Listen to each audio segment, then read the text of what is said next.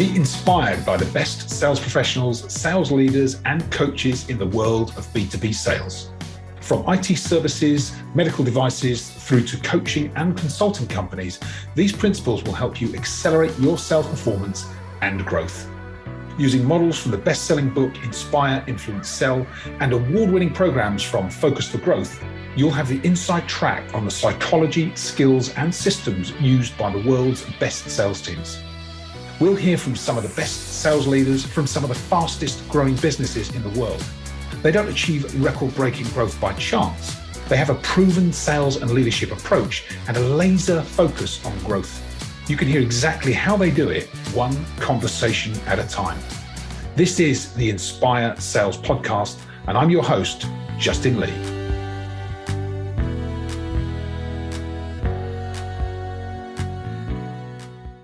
Welcome to the Inspire Sales Podcast. Today's guest is Julian Lumpkin.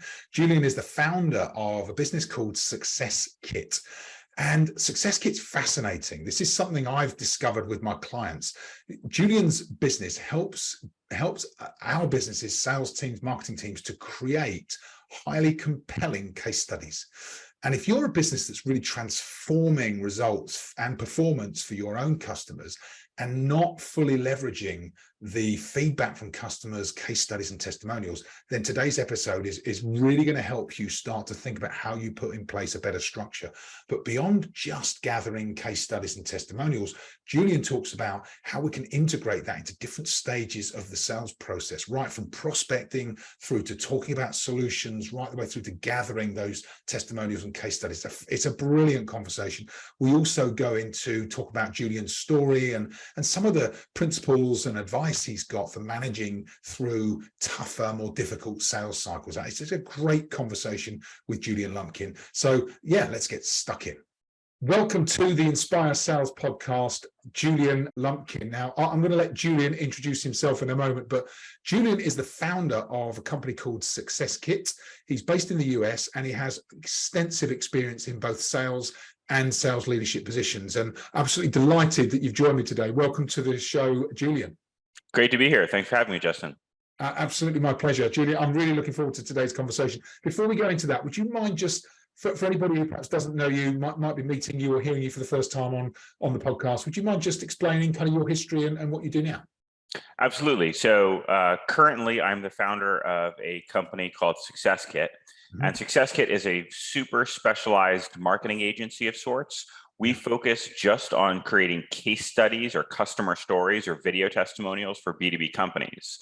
And the way that I got here is I started my career in sales. Yeah. I eventually became a team lead and then a sales manager. And something I noticed while I was in sales was how important case studies or customer stories were in the sales process, but how much companies struggled to create them. So eventually I left my job in management and started Successkit to solve that problem. Wow. Okay. Well, I'm really looking forward to kind of diving in a bit deeper into that, Julian. So you saw that as a market need or need, in the businesses that you were working in, and thought, I'm going to find a solution or create a solution for that. Exactly. I think most people know or knew that case studies were important, but they underestimated how important having the right repository for their sales team was. So marketing teams may create a few great case studies a year, or they may create less. And what the best sales reps do is they learn a lot of customer stories, more necessarily than a few or several. They learn about all of their company's happy clients. And what that allows them to do is talk about those stories authentically throughout their sales process. Yeah. And what was missing in a lot of companies was really enabling their sales team to sell that way, because they take a long time to create case studies or they didn't create them at all. Yeah. And I recognize that they could be done pretty efficiently if you really focused on building a process for them and doing them right. And that's why I started Successkit. Nice. I'm intrigued by your process. We'll go to that in a moment, Julian. For anybody who's listened to the podcast, if you've listened to the first 10 episodes were my kind of explanation and talking through the sales process that we work with on clients. And there are two stages in particular where I talk about kind of customer stories. So in our solutions discussion stage, we talk about customer stories, the power of the story with the customer. But then in our immediate action stage, where we talk about, how do you make sure that you get that immediacy, urgency in the sales process, actually thinking beyond just that final stage and thinking, how do I start to use my customers' positive responses and interactions as future testimonials for my business? So we think about it in two ways, and exactly how you're explaining it, as stories that convince customers and gathering stories and successes from your existing customers, so it becomes part of the proposition going forward. So I'd love to hear your perspective. You talked about process there, Julian, if you wouldn't mind. Talk us through that a bit more. Sure. Did you want me to describe the process for creating case studies or a process for using them in the sales process? Oh, let's do both. Okay. Let's start by talking about how to use them in the sales process. So you brought up two really important aspects of it, but I think it can go even beyond that if your case studies are done correctly and your sales team knows how to use them. So you brought them up in the solution stage of the sales process, which is really important. It's a really effective way, instead of saying like, hey, look what we do, it's look what a company just like you does by working with us. But the aspect that I think is really underappreciated, and case studies need to really be done the right way in order to do this, is to use case studies early on in the sales process, even as a prospecting tool, by making sure your case studies really focus on the problem the client had before working with you. So a mistake I see companies making when they're doing case studies is they focus just on the results. XYZ company increases revenue 12% by working with us, and that's great. And those results are important. But what's also really important is to talk about what the company was struggling with before working with you and getting them to elaborate on that. Because then when you're speaking to a brand new prospect, someone who's not sure whether they even want to have a conversation with you, you can bring up things that are top of their mind. Because if if you put yourself in your prospect's shoes, they're not, everyone's telling them they can, get some incredible result for them. What they're thinking about is their own problems. So when you can create case studies that talk about the problems that your clients used to have, you can tie them to your prospects early on in the sales process. I think that aspect is really underappreciated. And that's where your customer is now, right? So they're living in the present moment, the present problem or the present situation. And unless you resonate with that, unless you give them a message that they can relate to here and now, it's all going to just seem like pie in the sky, isn't it? Like something may or may not be possible. I need to fix my current problems. Exactly. That's exactly right. You got to kind of meet them where they are. And they are not going to jump out of their seat when another company talks about a result they achieve for the company. Those results are important, but those are more powerful when they're in the right context. When you've already understood their problem, showed them the solution, then you can talk about the results that are possible because they really understand it. So the mistake companies make is they lead too much with the results. And what they should be doing is leading with the problems they solve. And this probably all sounds familiar to you and anyone who studies sales, that it's a process and you've got to get them, just like in the sales process, you have to uncover their problems. Case studies are similar. You can't jump right to this was the result and this is the solution. You got to really get them to expand upon their problems and why they mattered, because that is what's going to connect with your prospects. And to carry on with that theme, Julian, I talk about three things. So talk about challenge, barrier, solution. So what's the challenge or the customer problem right now? What's the solution they're looking for? But importantly, what's the barrier? Why haven't they already got that result? And very often that's where your solution service expertise fits, because they haven't got it because they don't know what you know. So it's quite a nice way to join up the dots for the customer as well. I love that framework, and that really does fit very well into what we do, because when we talk about expanding on the problem aspect of a case study, it's kind of two phases. Is what are they struggling with? Why is it important? What matters? And how have they tried to address it and failed? So those are the things we try to bring out in a case study. And it's great if they'll get very specific, talk about trying to work with specific competitors, trying other solutions. We tried to do this internally, but we had this issue, and then we tried to do it internally, or tried to bring in an agency and had this issue. And that's exactly what a good problem section of a case study sounds like. Yeah. Yeah, we've tried and failed many times before, and then we were able to succeed by using, your solution. Yeah, very good. So that's kind of prospecting. Is that also in the solution stage? Anything else for as you're starting to introduce that as a solution to a customer? Oh, definitely. I mean, I think that case studies are valuable because they can be used in all aspects of the sales and marketing process. They may need to be changed of how you use them, and you can repurpose them and pull quotes out.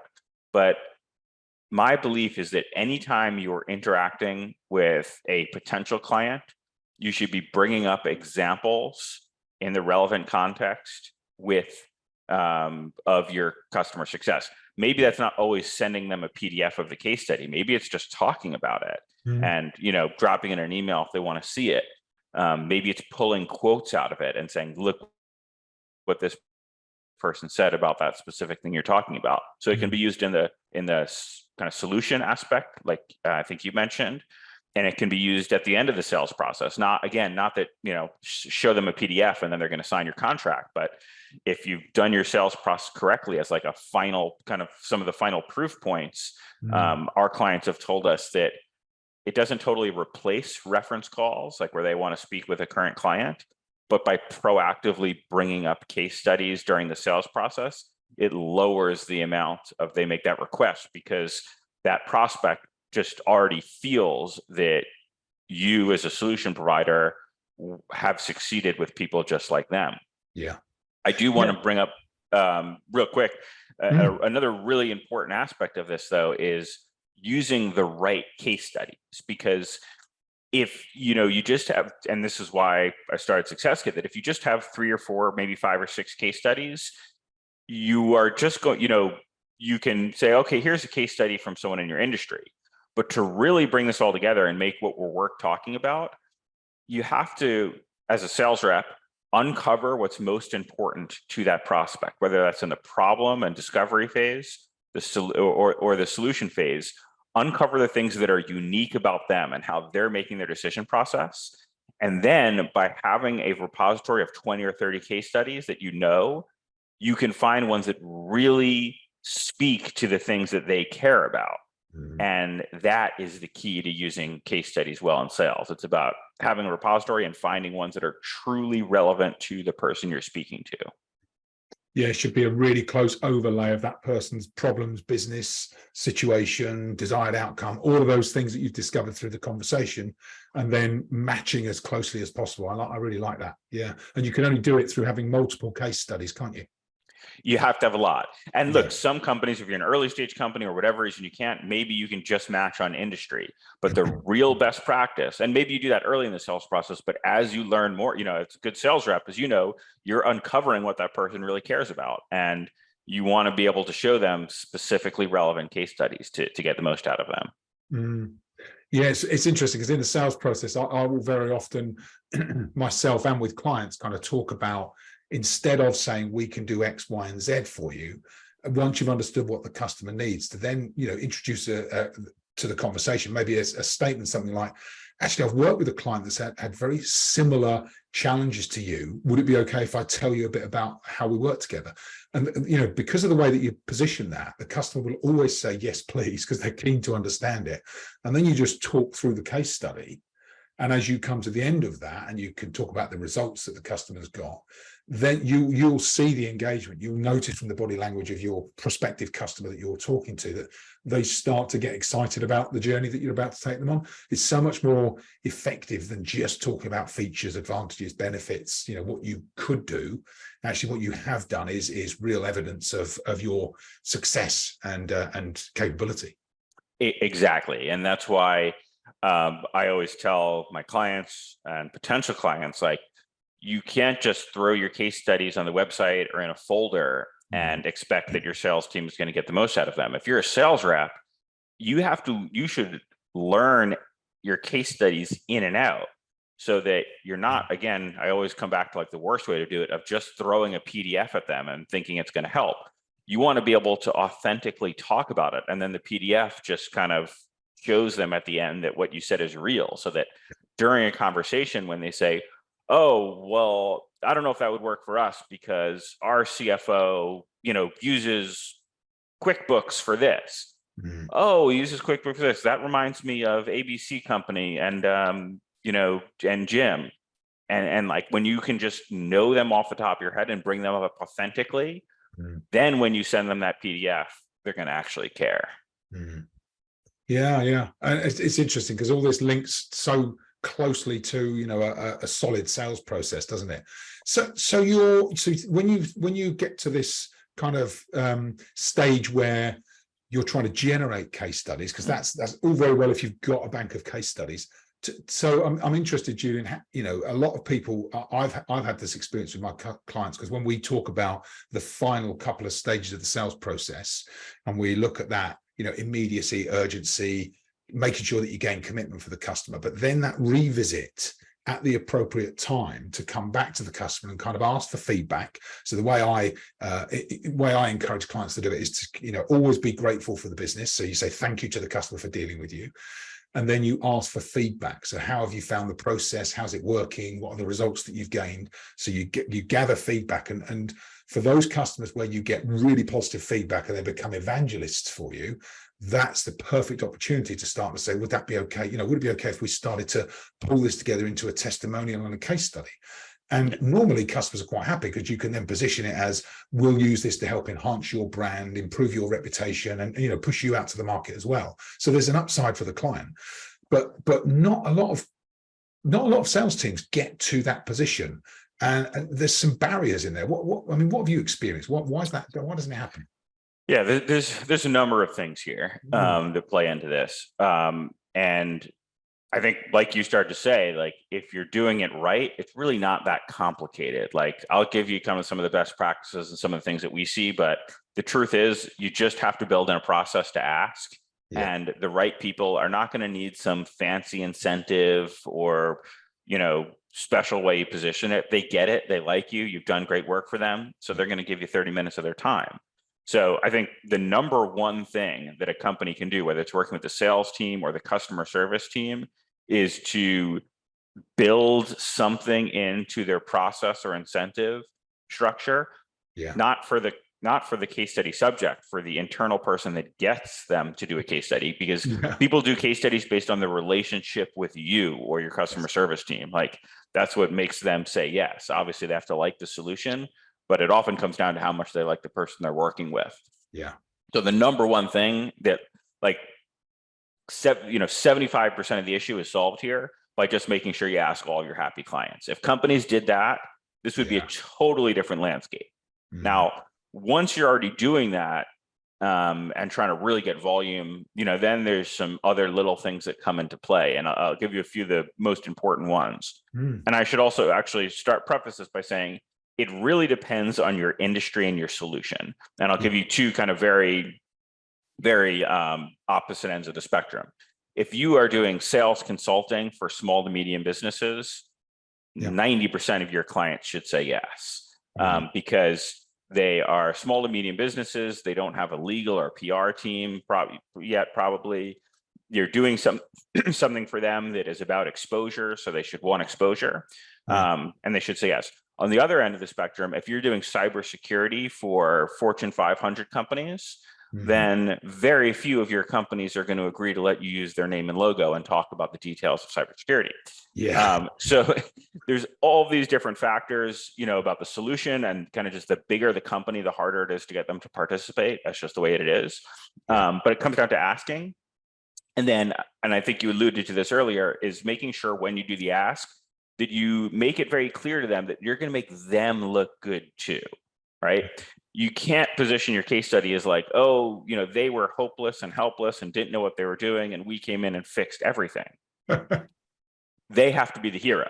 And you want to explain to them that we're going to position us as, you as working together with us to get yourself to the forefront of your industry on this particular topic, and make them the hero of the story. So letting that client know early on that you're going to make them look good too, that they're going to get a chance to review and approve the content before it's published, And then finally, if possible, just to explain to them that you have like a process in place for doing these, and it's only going to take, let's say, 30 or 45 minutes of their time.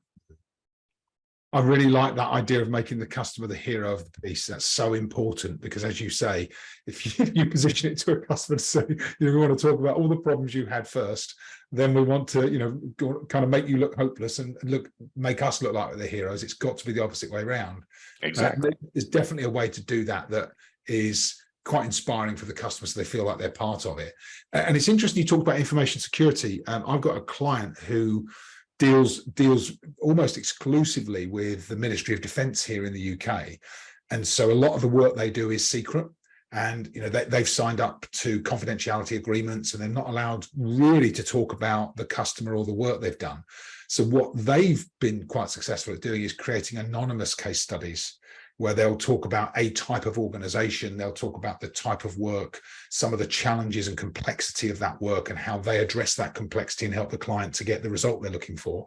And then it does have to go through that client's legal team and legal process, but because they keep it anonymous, actually it creates quite a compelling case study. And interestingly, when they share that with other clients, the client says, I think I know who that is, and they say, look, we can't comment, which is fair enough. But they also respect, because they're all in the same industry, they respect that they wouldn't want their details shared, so they understand that these case studies are anonymous. So there's always a way to work around those situations.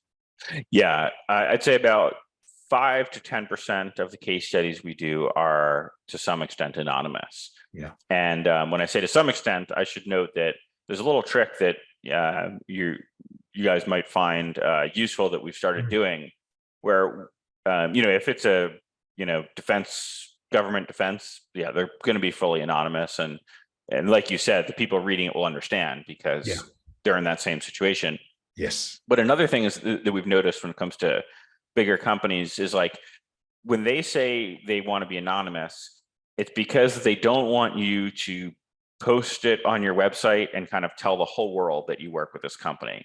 But they are okay with sales reps in individual situations, one-on-one situations with prospects telling them. So in that case, what you can do is create 2 versions of the case study. An anonymous one that you put on your website, and it can say, like, contact us to learn more about this. Yeah. And then a named one that your sales team keeps internally and can show in one-on-one situations with the person's name and logo when appropriate. Okay, so it wouldn't necessarily be a leave piece. It would be an internal only document with approval to just mention it in one-to-one meetings. Exactly. So you have the anonymous one published, and then it's pretty easy to create 2 versions, and then keep that named one internally. I really like that. Yeah, really, really good tip. Thanks, Julian. And that'll be useful for a lot of our listeners as they start to think about their own case studies.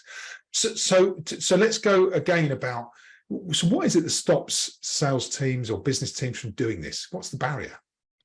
Well, it usually falls on marketing to get these done. Yeah. And it falls on a few different departments. And that's actually one of the main challenges, is that it's sort of unclear who has ownership of getting case studies done. Yes. But sometimes it is the sales team that's responsible for really getting them going. Sometimes it's the customer success team. Ultimately, most often it's marketing. So you've got this situation where you've got different departments that need to help assist getting them done. The sales team needs to set it up. The customer success team may need to make the request. The marketing team needs to execute it. So that's actually what I see as just one of the biggest challenges, that it's not quite clear who owns it, and just requires so much interdepartment work and coordination that it just doesn't get done. Yeah. Slips between the cracks, right? Slips between the cracks. We've literally run ads where we're saying, like, stop letting case studies fall through the cracks, because and companies know this. Like, when I talk to potential clients, they're always saying, like, this has been on our to-do list for 2 years, or for a year, and like maybe we got 1 or 2 done, and it's just not getting done. So it's like, they're not rocket science. Like, technically, maybe companies can do them internally. There are benefits of having a third party help you, which we can talk about, but it's the different departments that need to coordinate. It's different skill sets you need to create a case study. You need someone to manage the project, someone to do the interview, the writing, the editing, the design.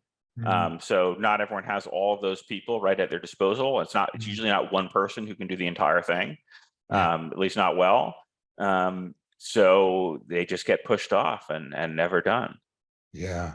And it's interesting because I've seen this myself, not only with clients, but in businesses I've worked in, where there's the will to do it. But interestingly, the salesperson doesn't always think of it as their responsibility. When marketing pick it up, they don't have the relationship with the customer, so they don't always get a positive response. And before you know it, it feels as if there are so many barriers in the way that it just either gets, parked or shelved, or people kind of lose faith in their ability to actually do it, and that then kind of creates a bit of a spiral where people just don't ever follow up on them. But they can be such powerful, convincers and sales aids for our teams that it really should be a priority. Exactly what happens. And I'll add one more thing to it. Marketing teams are trained, and what they do is really work on content to develop your company message and share things from their own perspective and use their own language and tinker with it. And that's not what makes a case study powerful. So sometimes marketers who are really talented and great at other things are not very good at writing case studies, because a good case study kind of takes some of the marketing speak out of the equation, or their own marketing speak, and just shares the customer's authentic voice. So the mistake they'll make is trying to tinker with the language too much, try to make it say their own talking points, edit it, change it, and then it just turns into this project that, one, isn't as effective, takes too long, and the customer's like, wait, I didn't say that. And then, they do one and it takes 8 months to get complete, and then they just give up. And if it's too sales-led, salesy, then it's less compelling and convincing to a potential customer, isn't it? So it's so important that it's in that customer's tone of voice, because that's what will resonate with, another prospective customer like them. Exactly. And this is what I always tell my clients, and this is true of us or any third party that knows how to do case studies. It's an advantage for us that we are not experts in your particular industry and working internally at your company. We can come in as a not totally neutral, but a more neutral kind of third party without all these ideas in our head of what the client needs to say and this thing about their product and this and that, and just ask, the customer, explain that to me. Why was that a problem? Why is that important? And get the authentic story. Yeah. Come at it without any unconscious bias. You're literally looking for the facts and the answers, and I say facts, obviously emotions as well, right? Because you want some emotional language in there, but coming at it without that preconception of what the customer's going to say is really valuable, because I bet you unlock things that often your customers don't even realize the customer was thinking before and after the project. All the time. Very good. So if you think about what's unique about this and the approach that your organization Successkit is taking to growth, talk us through that, Julian. What's unique about this and the way that you're doing it? I think what's unique is our specialization. That a lot of companies kind of maybe start with an idea like this, and then and it was tempting to just become a very broad marketing agency because clients liked our work and they said, oh, can you do our website? Can you do this? Can you do that? And I think what's made this really work is we've said no to everything. We just do case studies and video testimonials and repurposes of those content. And what it's allowed us to do is get true expertise in this one area. We can do this one thing better than anyone else. And at times it's made it challenging for me as the founder who wants to grow and add revenue as quickly as possible, especially who's kind of going a little bit against my sales background of just, hey, a client wants something, close the deal. But I think it's what has facilitated kind of our long-term success is really staying narrowly focused on this one topic and getting truly great at it. So narrow and deep rather than shallow and wide. Yeah, exactly. Really becoming the expert in this for your customers so that you can help them get the result they're looking for. Exactly. Wow, very good. And in terms of kind of misconceptions around case studies, what misconceptions do you experience and that you disagree with, Julian? And what do you do about that? That's a great question. I've done a lot of these podcasts. I don't think I've heard that one. So I think there are, I'll give you the most interesting one. The most interesting one is that case studies are outdated and boring. Yeah. And to some extent, there's truth to that, because if they are done, if they're done in a boring way, and they're, like we kind of talked about, like just using their own marketing language, they are going to be boring. But also that they're only powerful when they're used properly. So people have seen, and they've maybe been on the receiving end where they have a sales rep with no context, just send them a case study and saying, like, take a meeting with me. Here, look, we helped, they're a medium-sized manufacturing company, and they get a sales rep just sending them an email saying, hey, check this out. We work with the biggest manufacturing company in the world. And the receiving end of that as a prospect, you're like, who cares? The company thinks, oh, everyone's so impressed that we work with this company, but the prospect doesn't care. They care about themselves. So people get this idea that case studies are kind of outdated and boring because they've seen sales reps use them ineffectively, and they develop that misconception. In reality, it's not that case studies are boring. It's that this sales rep needs to know what they're doing in order to make them interesting and intriguing. Yeah, that's so true. I mean, if anybody is on LinkedIn, you all have experienced this, where somebody literally just sends you an attachment, and very often you kind of think, is that even a legitimate attachment? Is it a virus? Is it? So there's no way you're going to click on it, and it happens quite a lot, actually. I would say at least once a month I'll get someone send me an attachment through a LinkedIn message, and the first thing I do is delete it, because you just don't trust it. So it has to be part of the right approach to engaging customers and fit within your sales process in a way that encourages customers to want to either read a headline or engage with it.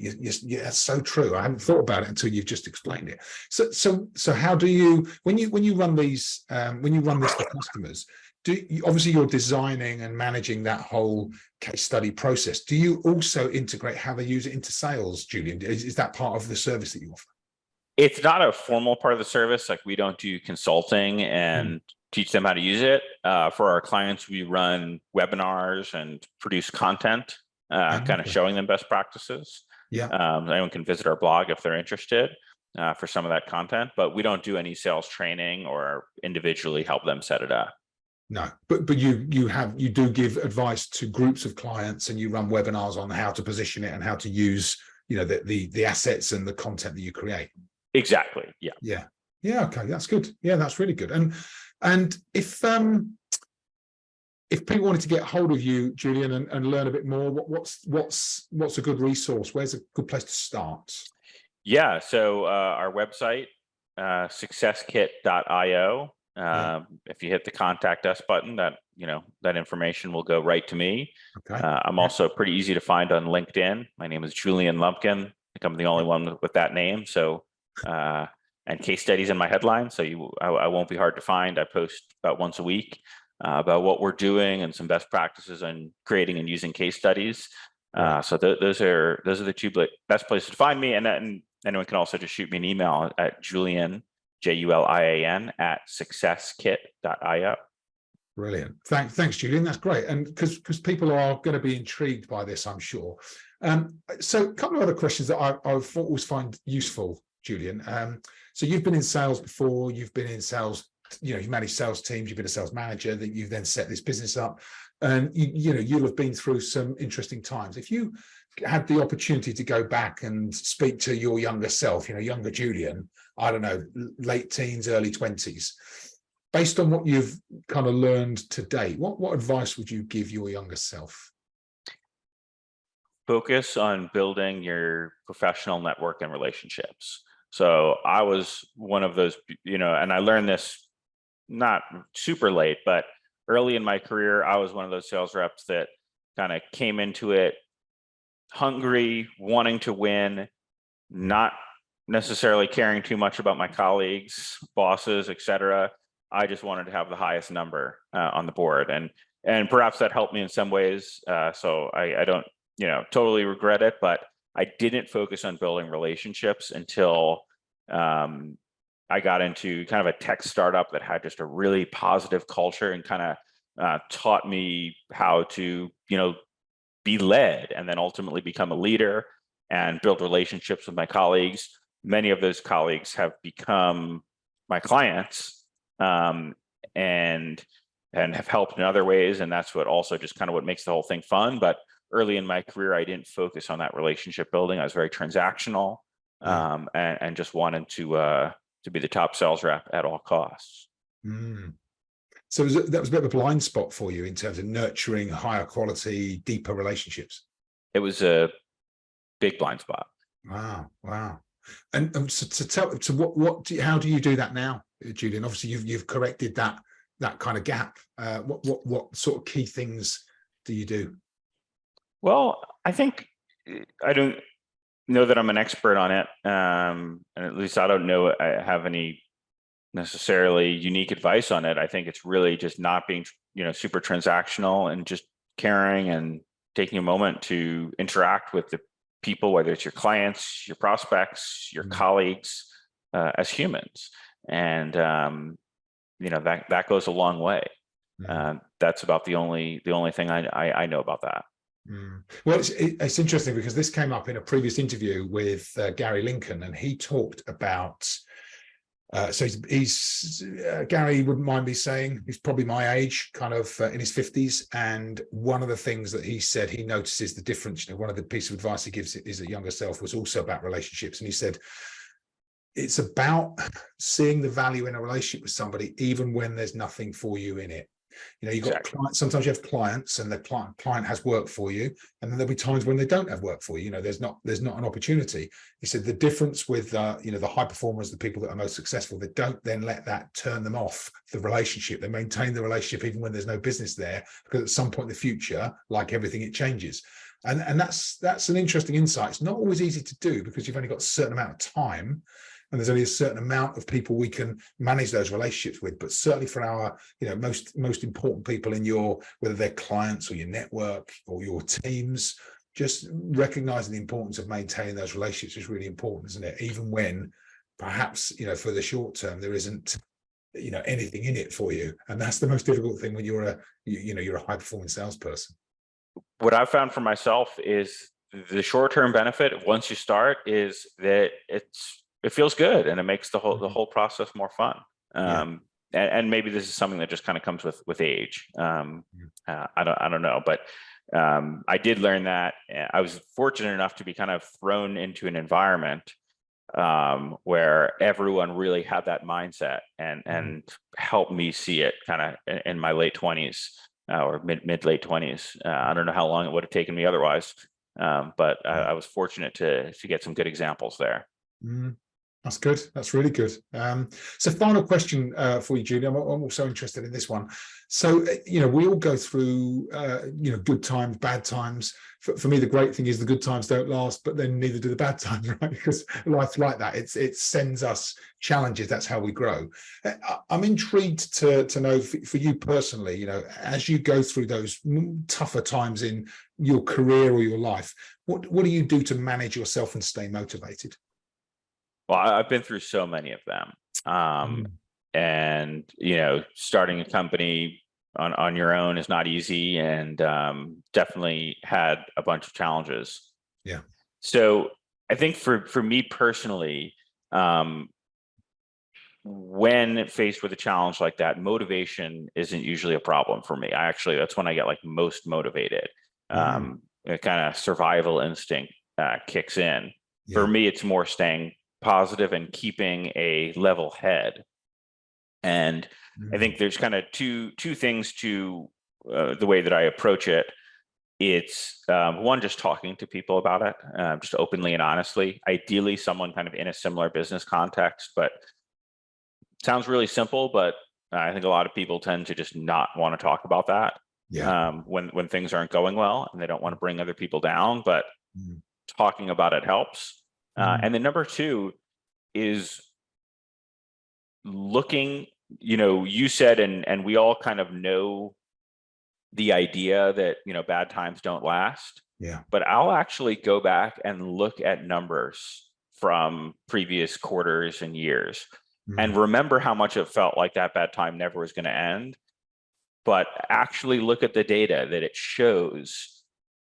Q1, I thought, the world was coming apart, and 21 or 2020 would be a good example of that. And it really felt like things were not going to get better. Sure enough, Q2 and Q3 were good. So kind of taking that idea and putting real numbers behind it and showing myself is a small trick I've always found valuable. I started doing that when I was a sales rep, and I still do it today. I love that. I love that. You're showing yourself, convincing yourself of the power to turn it around, to improve results, to generate, almost kickstart performance again, even when you're having a difficult period. I really like that. Yeah. Really and one other small thing I'll do for perspective that helps me is just, if like you and I are, and probably most of your audience, if you're sitting in front of a computer and talking to people and making pretty good money, just remembering that we have it better than the vast majority of people in the world, and kind of seeing what that's like and where else things could be, and keeping that perspective, I think, really puts the bad quarter in perspective. Yeah, yes, you're absolutely right. That they say, comparison is the thief of joy, but it depends who you compare yourself with. If you're taking a moment to be grateful that actually you are, in the privileged, 10-15% of people on the planet, actually that can really make you feel grateful and recognize just how far you've come and how much you've achieved. Yeah, I love those insights, Julian. Thank you. Very good. Very good.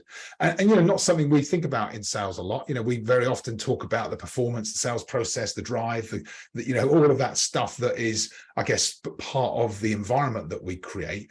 But everybody goes through tough times, and learning how to manage and navigate through those tough times is equally important, I would say, because one of the things I often talk to my clients about and reflect on myself, if you think about sales as a discipline, as a profession, very often as we're talking to customers and we go from, speculating with customers through to close deals, a good conversion rate, something like 25 to 30%.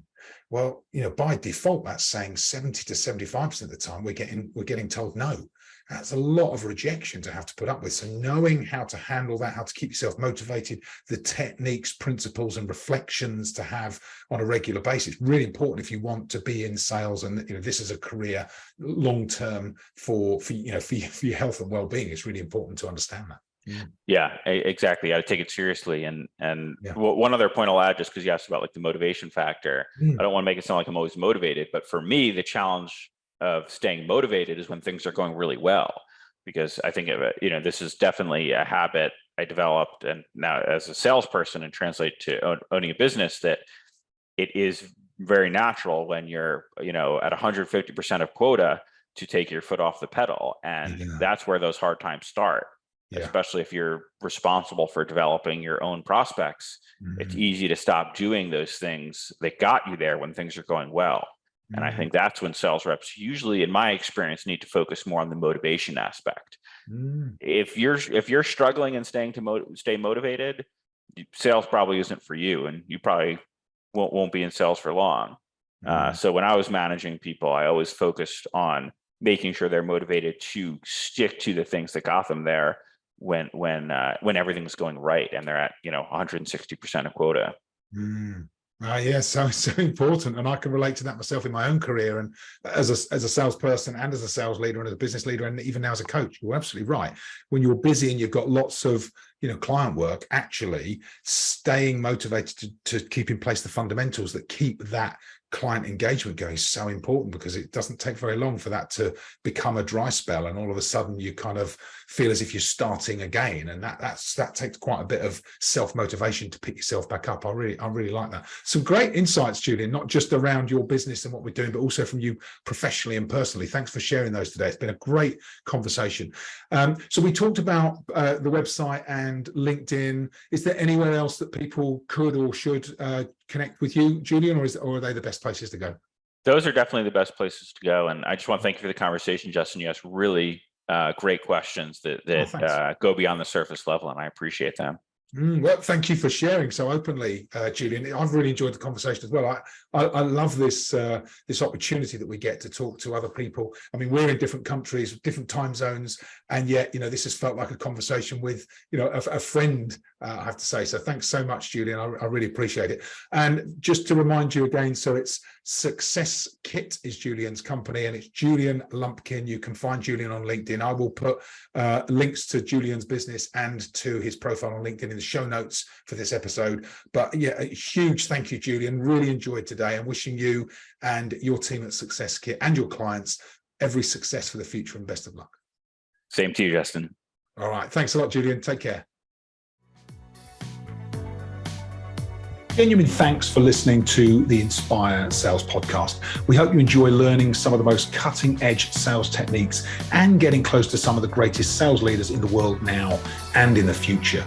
If you'd like to explore further, please feel free to visit our website, focusforgrowth.co.uk. And if you'd like to take our Sales Acceleration Scorecard and discover your sales and influencing score, then check out the show notes for the link in the bio. If you have enjoyed this episode, please hit the subscribe button. If you know people in your sales and leadership network that you think would like to listen to, then please share this episode with them. I'd be very grateful. If you'd like to get in touch with me, please feel free to do so.